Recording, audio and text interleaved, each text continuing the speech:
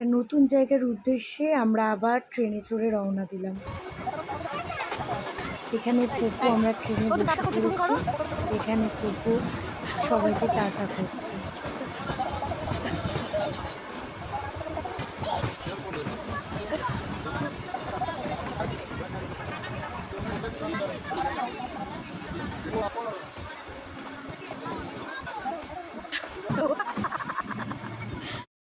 আমরা যাচ্ছি নেপাল। 3:50 মিথিলা এক্সপ্রেস ধরে পরের দিন সকাল 9:15 আমরা নামবো রাক্সালায়।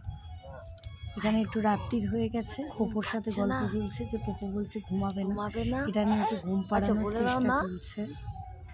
চলুন আমরা ঘুমাই, আবার পরের দিন সকালে আপনাদের সাথে দেখা হচ্ছে। ঘুমাবে না, ঘুম পাচ্ছে না। ট্রেনে কি এইভাবে বসে বসে যেতে হয়? ও, কেন তুমি টিকিটের ভাড়া দাওনি বলে এরকম? Good morning. আমাদের ট্রেন এগিয়ে চলেছে রাক্সালের উদ্দেশ্যে, মানে বীরগঞ্জের দিকে। হাওড়া থেকে 3:50 ছেড়েছিল, এখানে 9:15 মধ্যেই ঢুকিয়ে দেবে। রাক্সালে নেমে যখন বাইরে আপনারা আসবেন, দেখবেন অনেক টোটো অটো গাড়ি থাকে, প্রচুর টাকা চার্জ করে। একদমই ওখানে করবেন না। ওখানে একটাই আপনারা টোটো বা অটো নেবেন, 100 টাকা বা 150 টাকার বিনিময় আপনারা বীরগঞ্জ অবধি যাবেন। বীরগঞ্জ অবধি যেতে গিয়ে আপনারা রাস্তায় দেখবেন কারেন্সি চেঞ্জ হচ্ছে, কারণ নেপালে ভারতীয় কোনো খুচরো পয়সা চলে না, তাই আপনাদের কারেন্সিটা চেঞ্জ করে নেওয়াটাই ভালো।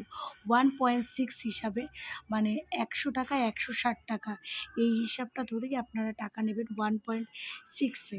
এই করে তো আমরা প্রথমে একটা টোটো ধরে পৌঁছালাম।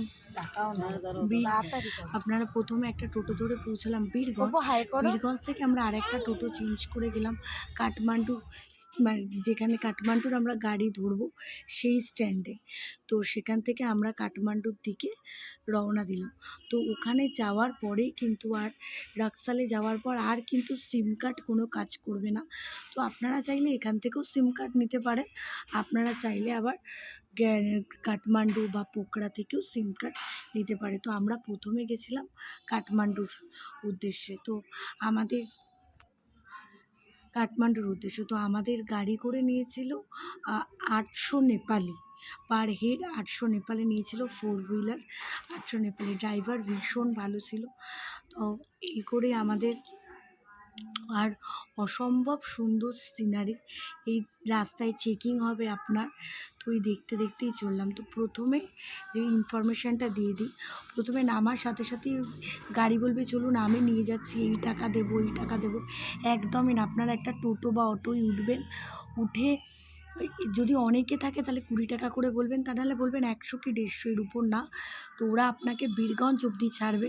বীরগঞ্জ থেকে একটু হাঁটবেন, একটু হেঁটেই দেখবেন জাস্ট একটু বর্ডার দেখবেন, মিলিটারিদের তাঁবু আছে, ওটা পার হবেন, হয়েই আপনারা দেখতে পাবেন যে অনেক টোটো দাঁড়িয়ে আছে।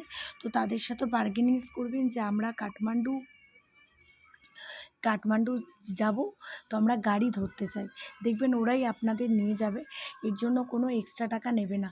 আর ওখানে এক একজন বলবে 5,000 6,000, একদমই ওই দিকেই যাবেন না। আর যখনই আপনারা কারেন্সি চেঞ্জ করবেন 1.6 হিসাবে কারেন্সি চেঞ্জ করবেন, মানে 100 টাকা 160 টাকা এটা দিলেই নেবেন। আর কোনো হোটেলের থেকে চেঞ্জ করাবেন না, কারণ হোটেলে কিন্তু ওরা একটা ওদের নিজস্ব মার্জিন রাখে। তো আমরা এরকম সুন্দর সিনারি দেখতে দেখতেই কাঠমান্ডুর উদ্দেশ্যে রওনা দিচ্ছিলাম।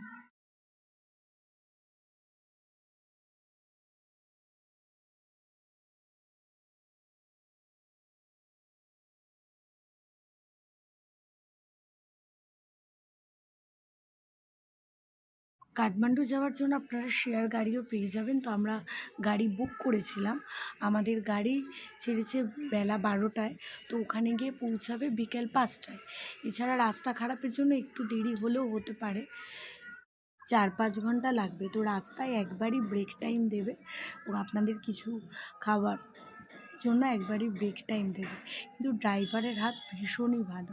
আর রাস্তায় একটু খারাপ, প্রচণ্ড প্রবলেম রাস্তায়, কিন্তু সিনারি অসম্ভব সুন্দর।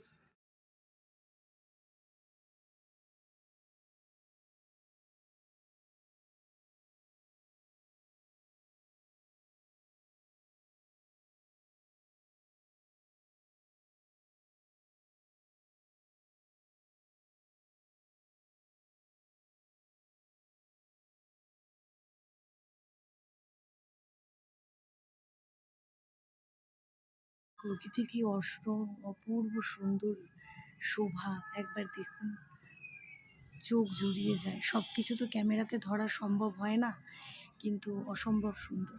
একবার অন্তত নেপাল এর উদ্দেশ্যে একবার ঘুরে আসবেন, খুব ভালো লাগবে আপনাদের।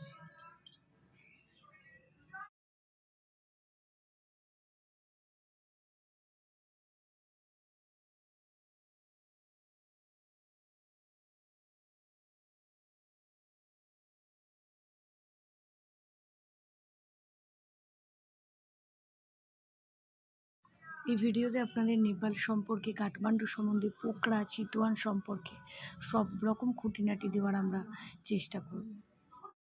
এটা আমাদের ব্রেক টাইম দিয়েছিল খাওয়ার জন্য, সবাই যাতে খেয়ে টেয়ে নেয় ঠিক করে।